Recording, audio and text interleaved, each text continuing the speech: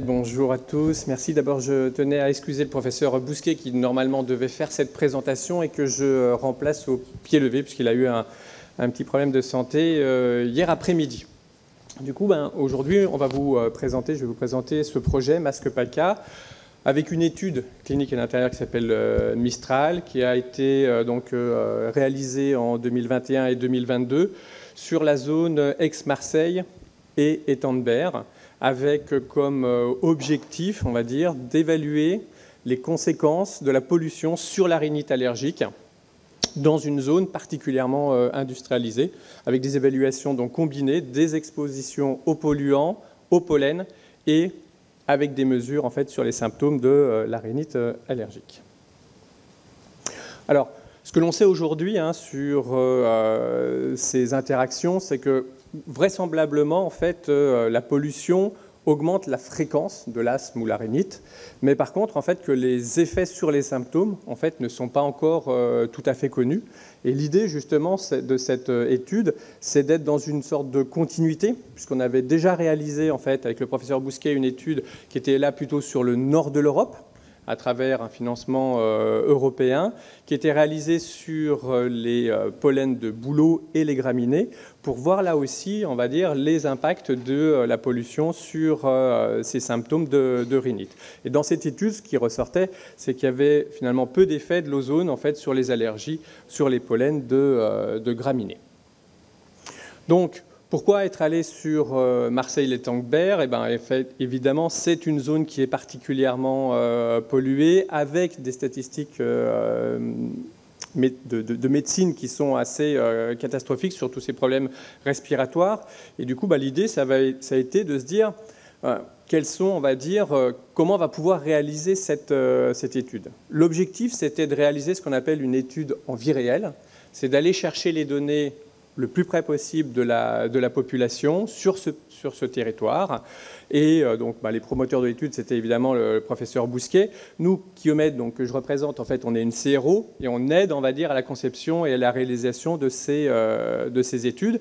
Et puis, l'investigateur principal, c'était aussi le professeur Denis Charpin, avec son association de patients. Donc, l'idée, c'est ça, c'est que ce projet-là, c'est un projet qui intègre des partenaires comme Atmosud, donc pour la partie pollution, le RNSA pour la partie polénique, une association de patients, donc la PPA, et puis évidemment les financements qui viennent de la région, mais aussi des métropoles, de la ville de Saint-Chamin, et puis le pôle de compétitivité, donc Eurobiomed, qui ont participé aussi à la réalisation de cette étude. Donc globalement, c'est une étude en fait qu'on a fait observationnelle. L'idée, c'était d'aller intégrer des patients qui avaient, on va dire, de la rhinite allergique, évidemment, sur lequel on allait pouvoir enregistrer pendant les différentes saisons les différents symptômes et puis d'aller recueillir, évidemment, les pics de pollution sur la zone concernée. Alors, les contraintes, en fait, de cette étude, c'était de se dire comment on arrive à sortir un peu de cette recherche uniquement et d'aller toucher la population pour commencer peut-être à la sensibiliser différemment, à l'amener à contribuer à la recherche et à aider la science. Donc, évidemment, c'est un bassin de population qui est assez important, avec plus de 2 millions de personnes. Les combinaisons, comment on arrive à faire que, là, depuis ce matin, on parle d'exposition, mais comment on arrive à recueillir des informations de ces différentes expositions, que ce soit les pollens ou les polluants. Et puis, on a besoin d'informations. Donc, comment on arrive à faire que des patients répondent tous les jours à des questionnaires ou donnent de l'information sur différentes choses. Et l'idée, évidemment, c'est de pouvoir les garder le plus longtemps possible sur cette partie-là. On avait une autre contrainte qui était de se dire, aujourd'hui, si on doit inclure des patients, est-ce qu'on peut les faire venir seuls, sans passer par un médecin, par exemple, puisque c'est souvent un goulet d'étranglement par rapport aux disponibilités. Et l'idée, ça a été de dématérialiser l'intégralité du processus, c'est-à-dire que aussi bien le consentement était digitalisé, de s'assurer en fait que les patients étaient bien admissibles dans la cohorte et de pouvoir les mobiliser et les stimuler au fur et à mesure de cette étude. Et c'était plutôt un gros challenge. Donc là, on a été obligé de repenser un peu différemment, on va dire, notre méthodologie, non seulement pour les inclusions, mais aussi pour les stimulations. Donc on est passé par des voies tout à fait, on va dire, atypiques pour une étude clinique. On est passé par les réseaux sociaux, on a organisé des webinaires, on a mis en place un site internet, on a mis en place ce qu'on appelle du print, hein, donc des posters, des flyers, de l'affichage public sur cette zone concernée, pour faire que les gens viennent, on va dire, et se sentent concernés en fait, par cette recherche. Donc aujourd'hui, on a touché un peu plus de 300 000 personnes, d'accord ? À l'arrivée, c'est un peu plus de 370 participants qui se sont inscrits, et on a recueilli comme ça 14 500 journées, en fait. Donc on voit qu'on a un peu plus de 30 jours quand même d'adhérence, on va dire, des participants sur cette étude. Donc on a dû repenser donc, le consentement, comment faire qu'on reste dans la déontologie et dans les critères d'inclusion, comment faire que ce soit le plus simple possible et le plus intégratif possible aussi par rapport à la population, parce que le numérique, ce n'est pas toujours évident pour tout le monde, et puis comment faire que cette contribution soit la plus faible possible. Et là, l'objectif, c'était clairement d'être sous la minute par jour pour s'assurer en fait, que les gens restent sur ce remplissage. Donc globalement, les données en fait, démographiques en fait, de cette étude montrent que finalement l'écart est assez important, puisque ça va de 20 à 80 ans, on va dire, sur les participants, avec une moyenne aux alentours des 50, et principalement donc un peu plus de 65% en fait, de femmes qui ont participé, donc évidemment des gens qui avaient de la rhinite allergique, et aussi quelques profils asthmatiques. Globalement, sur la symptomatologie, donc là, c'est les questions qu'on leur posait, donc à travers ce qu'on appelle des échelles visuelles analogiques, d'évaluer chaque jour, on va dire, différents symptômes. Et donc, ce qui ressort de façon un peu plus importante, c'était principalement des éternuements, des yeux qui démangent ou le nez qui coule. On leur posait aussi des questions sur leur qualité de vie, pour savoir un petit peu comment ils étaient, donc avec une échelle qui s'appelle le Q5D, et puis des questions sur aussi leurs problématiques au quotidien. Est-ce que vous avez bien dormi? Est-ce que ça vous gêne dans votre travail? Ou est-ce que ça vous gêne de façon générale? Et c'est les données en fait, que l'on voit ici, avec quelques gènes, on va dire, puisque 32% des participants disaient quand même être gênés par leurs allergies. Globalement, on avait ciblé l'allergène, en fait, le cyprès, parce que sur la zone, en fait, il est particulièrement important, et c'est surtout en fait, un allergène qui est très important et très puissant. Donc là, évidemment, on a eu des gens qui étaient allergiques au cyprès, mais d'autres qui avaient aussi d'autres allergies qui ont aussi participé. Alors, les allergènes, en fait, ils ont une saisonnalité. Donc, en fonction de ça, vous allez voir qu'on a fait des mesures pendant ces 2 années, là, 2021 et 2022, en fonction, évidemment, des saisons polliniques. Donc, l'outil qu'on a décidé d'utiliser au niveau numérique, en fait, c'est une application qui s'appelle Masker, qui est aujourd'hui, qui fait partie des bonnes pratiques, en fait, de la DG Santé, qui est aussi validée par l'OMS, qui est un dispositif médical et qui permet de façon assez facile, de relever des données. Les mesures, ce sont celles des capteurs d'Atmosud et du RNS-Sénat. Donc là, par exemple, voilà quelques captures d'écran. Globalement, ces fameuses échelles visuelles analogiques, donc là, désolé, les captures sont en anglais, mais c'était évidemment en français. Vous n'avez rien à faire, ou en tout cas, c'est très simple. Vous bougez le petit curseur et vous exprimez comme ça. On avait aussi donc, des informations sur le type de traitement que prenaient les personnes, donc avec leur posologie. Est-ce qu'ils avaient donc, des traitements qui étaient au long cours ou de façon ponctuelle.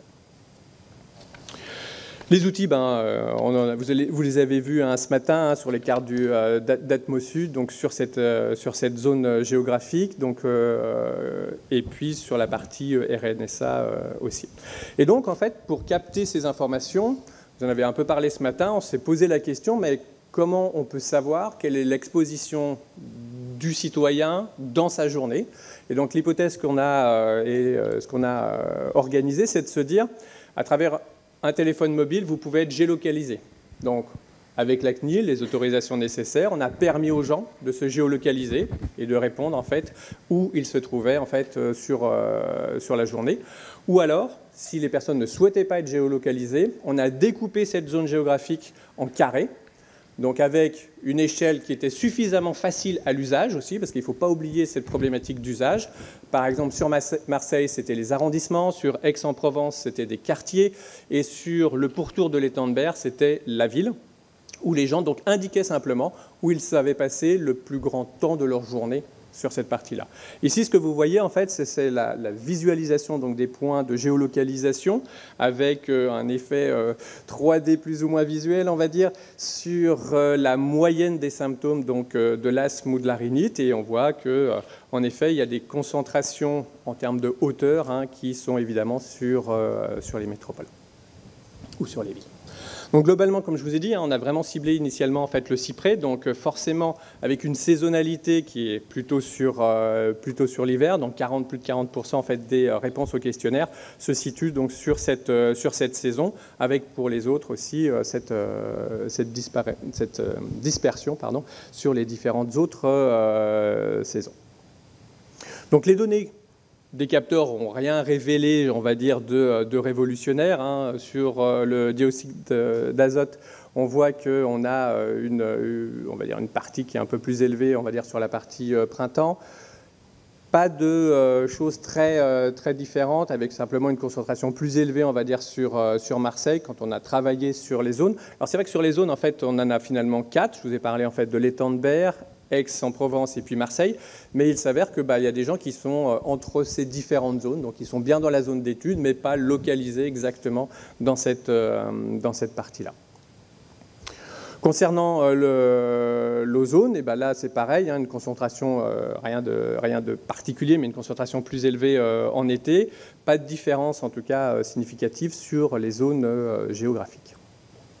Pour le PM2,5, concentration un peu plus élevée donc sur l'hiver et une concentration là aussi par contre plus élevée en fait sur l'étang de Berre, très certainement en lien aussi avec la pétrochimie et l'industrie qui se trouvent sur ce territoire. Globalement, voilà la répartition des différents pollens que l'on a regardés, avec évidemment leur saisonnalité. Donc ça, ce sont en fait des indices composites que nous remontait le RNSA, donc avec différents types d'intensité, avec donc pour la partie cyprès, donc cette partie de janvier globalement à juin, et puis une pré-saison aussi sur octobre et novembre.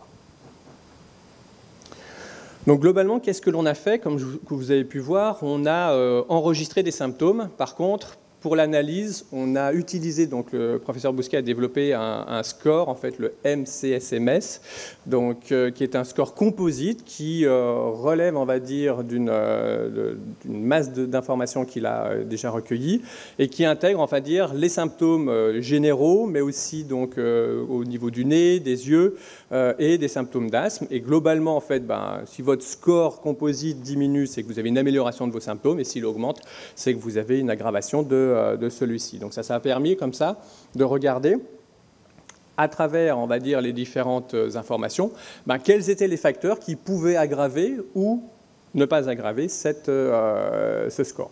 Donc sans grande surprise, évidemment, pour des gens allergiques au cyprès, le cyprès est clairement un problème. Donc plus il y en a et plus on a les yeux qui coulent et on a besoin de se moucher. L'O3 est aussi donc révélateur d'une aggravation de ces facteurs.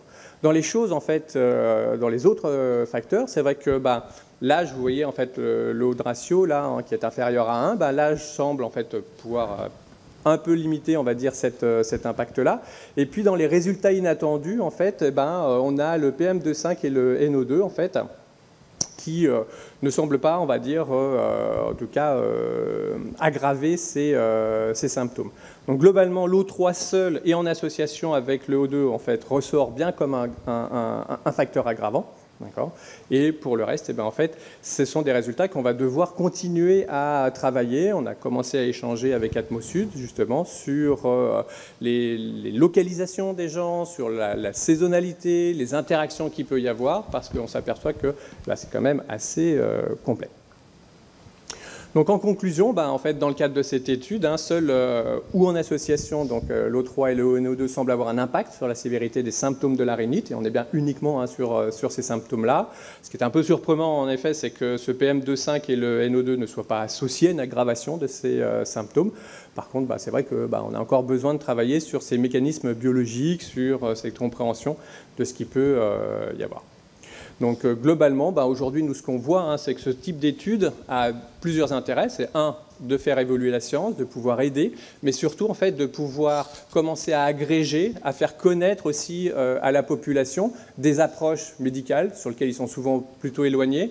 On a eu ensuite des missions d'intervention suite à cette étude, de sensibilisation, donc avec les intégrations des associations. Et l'idée, c'est vraiment ça, hein, c'est de pouvoir, comme ça, faire adhérer une population. Donc là, on est tombé sur des périodes avec le Covid, donc ce n'était pas non plus toujours évident, mais en tout cas, de se dire, plus on aura, enfin dire, plus on les met tôt dans la boucle, peut-être, ces patients-là, ou ces futurs patients, et plus on a peut-être de chances qu'ils soient, on va dire, moteurs de leur santé et qu'ils participent de façon active à leur propre santé. Voilà, j'ai été plus rapide que prévu, mais je suis disponible à vos questions.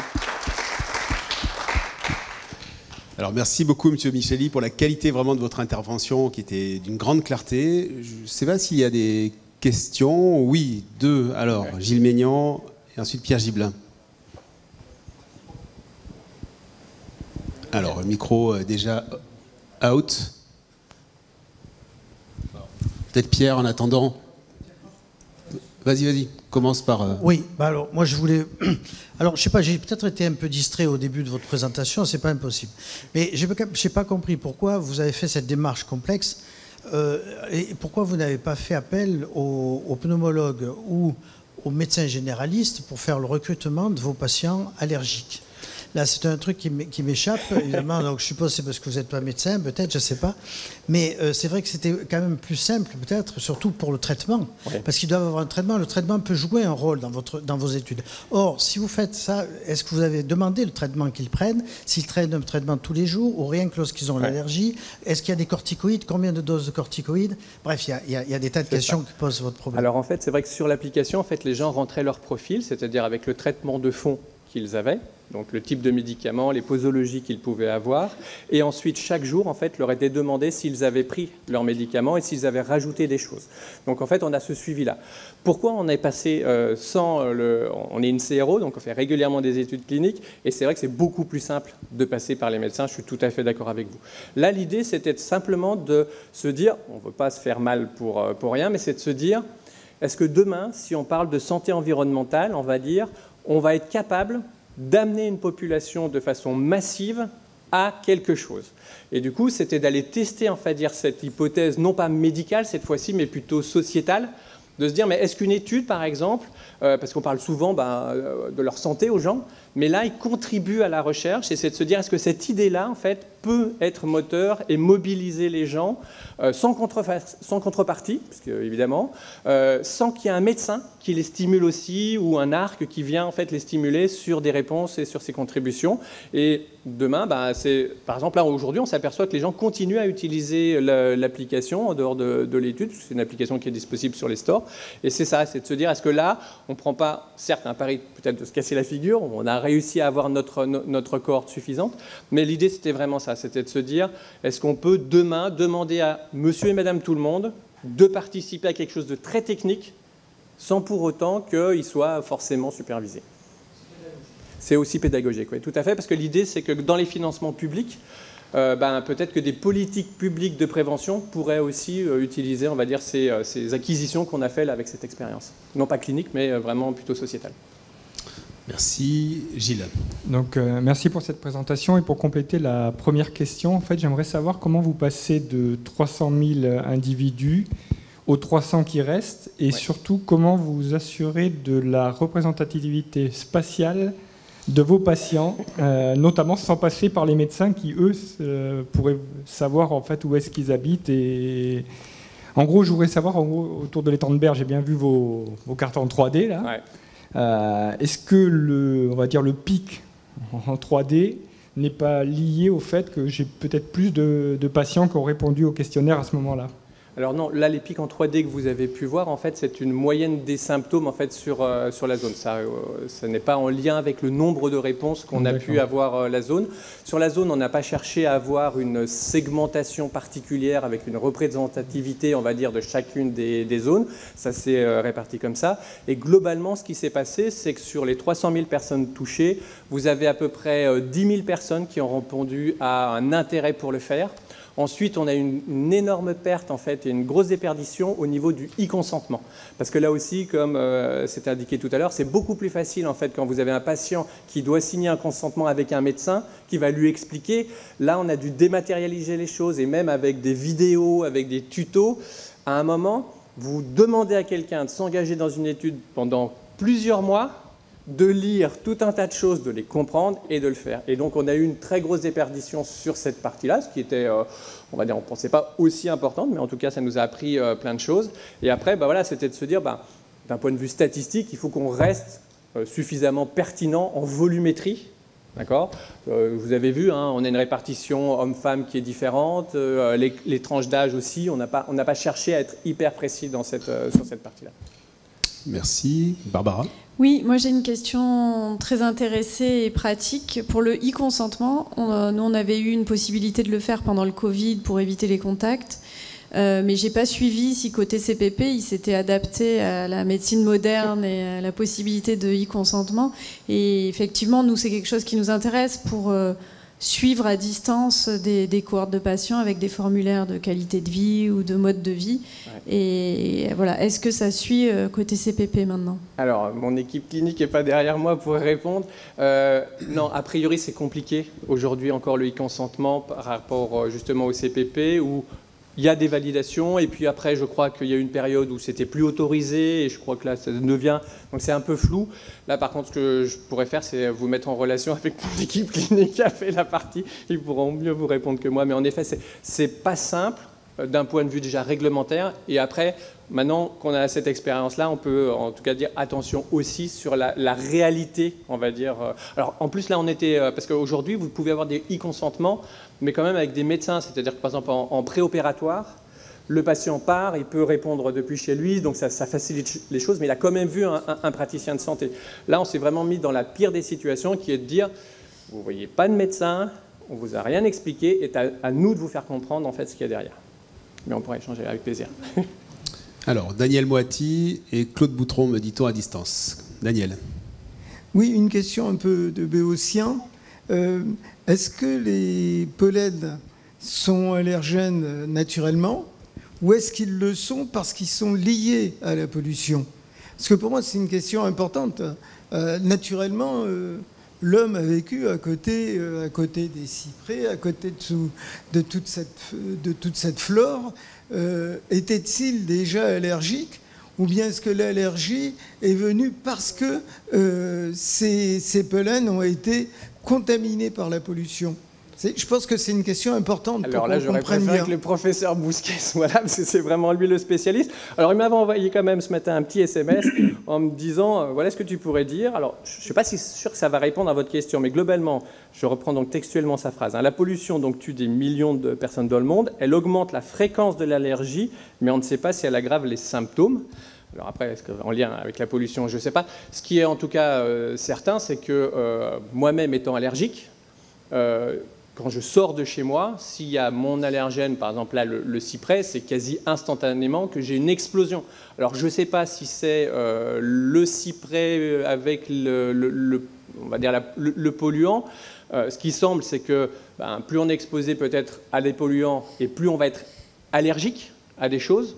Mais après, les mécanismes là... Oui, parce que je vous pose la question tout bêtement, parce que il y a une trentaine d'années, j'avais un chef d'établissement qui était allergique. Mais allergique, sa tête triplée de volume, etc. Il me disait, mais quand j'étais plus jeune, je n'étais pas allergique. Je suis allergique depuis que j'ai été chef d'établissement à la Guadeloupe. Et ça me fait penser à la chlordécone. Ouais. Alors, vous voyez, ouais, parce que me dit avant j'avais rien, pourquoi depuis? Et à l'époque on ne parlait pas du problème de la chlordécone. C'était quelque chose qui était un peu mis sous le boisseau en France et dans les dom-toms. Là, c'est vrai que sur la qualité... oui, mais ça pose la question puisqu'on lui disait qu'il était allergique au pollen.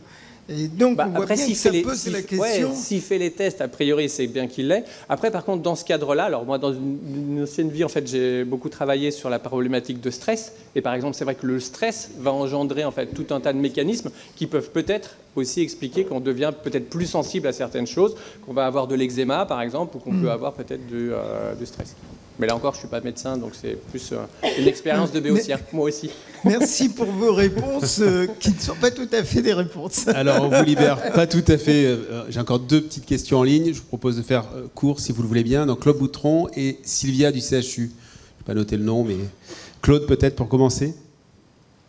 Oui, moi, je voulais poser la question de la pollution intérieure, puisque là, on parle dans cet exposé, comme dans d'autres, d'une exposition de personnes, mais on ne dira jamais assez que les gens sont une bonne partie de la journée à l'intérieur de quelque chose, à l'intérieur de leur logement, de leur lieu de travail.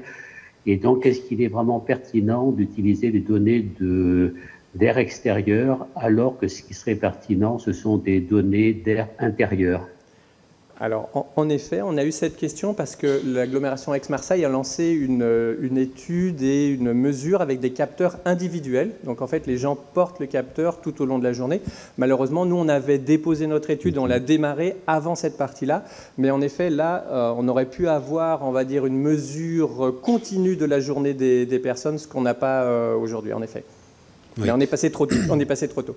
Oui, c'est vrai. Mais si vous me permettez de prolonger en un mot, c'est vrai qu'entre votre présentation et celle de Laetitia Gutmann précédente, quand on commence à toucher l'individu, cette question, à mon avis, devient centrale.